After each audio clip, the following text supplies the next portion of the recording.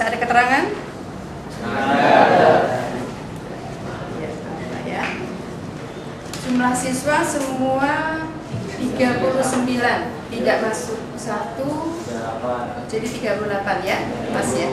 Sudah siap belajar hari ini? Siap. Baik anak-anak, sekarang kita mau belajar tentang teori lempeng tektonik kaitannya dengan persebaran gunung api dan gempa bumi. Anak-anak kalian tahu ini apa? Ini apa ya?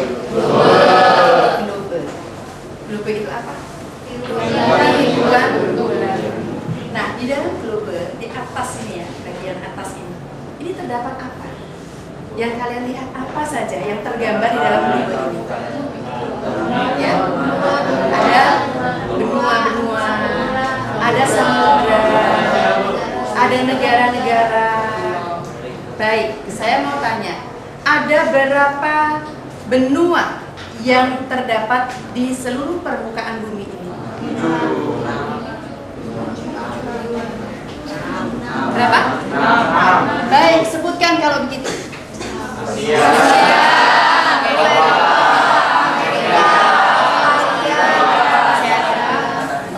Atlantis. Berarti berapa? 5. Kita perhatikan anak-anak.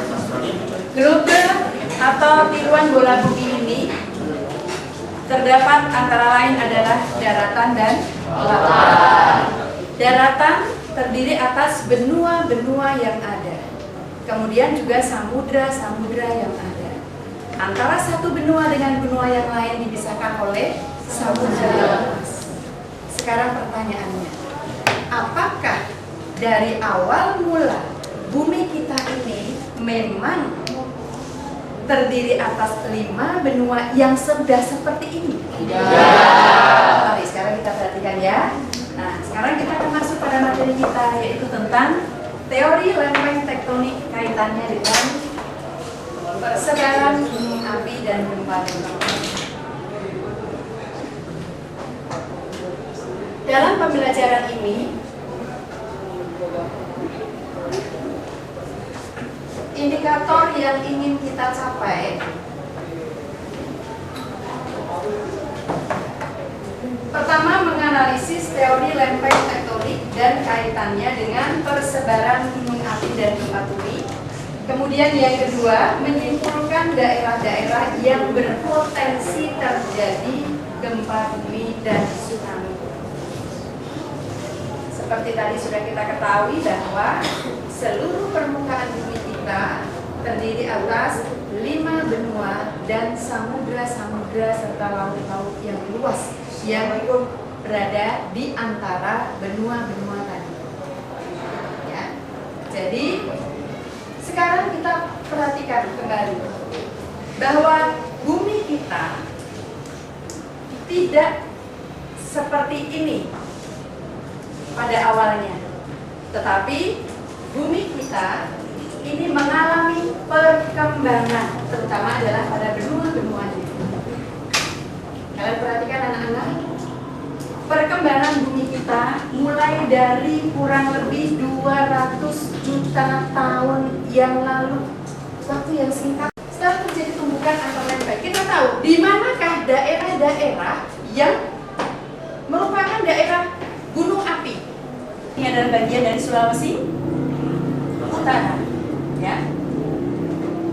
Lalu Irian masih menyatu dengan daratan Australia.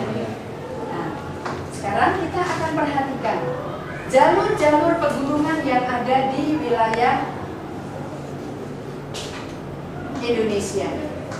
Perhatikan anak-anak, dengan adanya tumbukan lempeng antara lempeng Australia dengan lempeng Asia, maka yang terjadi adalah di Sumatera bagian barat, kemudian di wilayah Pulau Jawa, lalu Nusa Tenggara, Sulawesi bagian utara, Irian, ini merupakan daerah-daerah di mana gunung api itu terbentuk.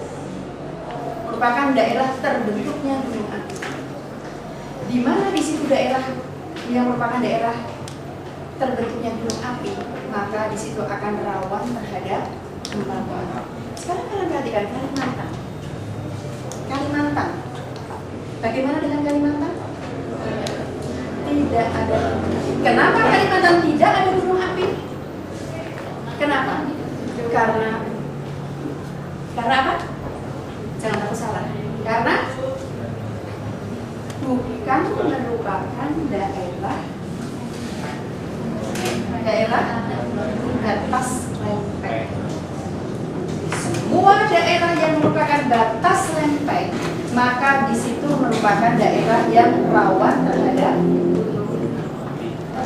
dan tapi Sumatera bagian barat, mulai dari Aceh ya, mulai dari Aceh, kemudian Nias, Sumatera Utara, kemudian Sumatera Barat, Bengkulu. Lalu kalau Pulau Jawa, apakah di pantai utara Jawa? Tapi di daerah pantai selatan, Pangan. Lapisan inti bumi ini, lapisan panas yang ada dalam inti bumi ini bersinggungan dengan lapisan yang ada di atasnya, lapisan inti ya. Kemudian batuan yang ada di atasnya ini mencair, membentuk magma. Lalu magma itu bergerak ke atas, mengakibatkan adanya gerakan lempeng. Dan yang berikutnya, ketika lempeng itu sudah mulai mendingin, ketika magma itu mulai mendingin, maka kemudian terjadilah pergeseran mendekat. Jadi lempeng bumi ada dua macam gerakan. Ada gerak tektonik yang menjauh, bergeser menjauh. Ada pergerakan yang mendekat. Yang pergeseran menjauh itu dinamakan dengan gerak divergence. Yang bergerak mendekat itu dinamakan dengan konvergensi. Jadi lempeng menjauh dan gerakan lempeng yang mendekat. Sekarang kalau kita perhatikan Asia ya, ini yang harus kalian kumpulkan minggu depan. Buat peta dunia pada kertas ukuran A3. Arsir daerah-daerah yang rawan terhadap gempa bumi dan berpotensi tsunami. Ya, jadi dikumpulkannya yang ini minggu depan. Kemudian yang sekarang ini tugas yang barusan silakan dikerjakan. Jadi satu itu kalian dipikirkan satu kelompok, dua.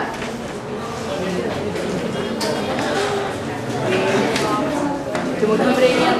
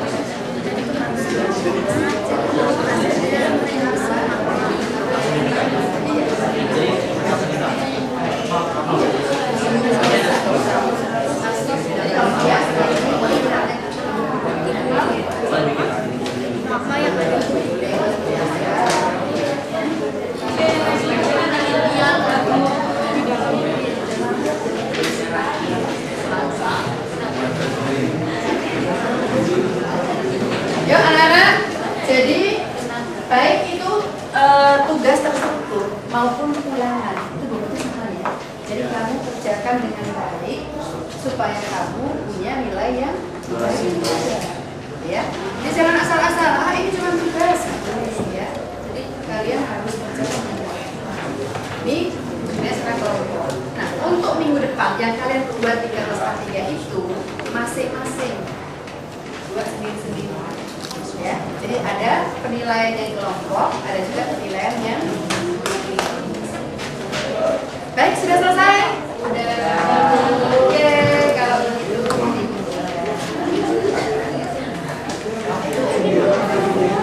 nah, anak-anak, saya nanti minta salah satu nanti akan memberikan jawaban ya. Jawabannya faktor apa yang menyebabkan terjadi, supaya nanti begitu kita sudah kumpulkan itu kasih nilai semuanya ya.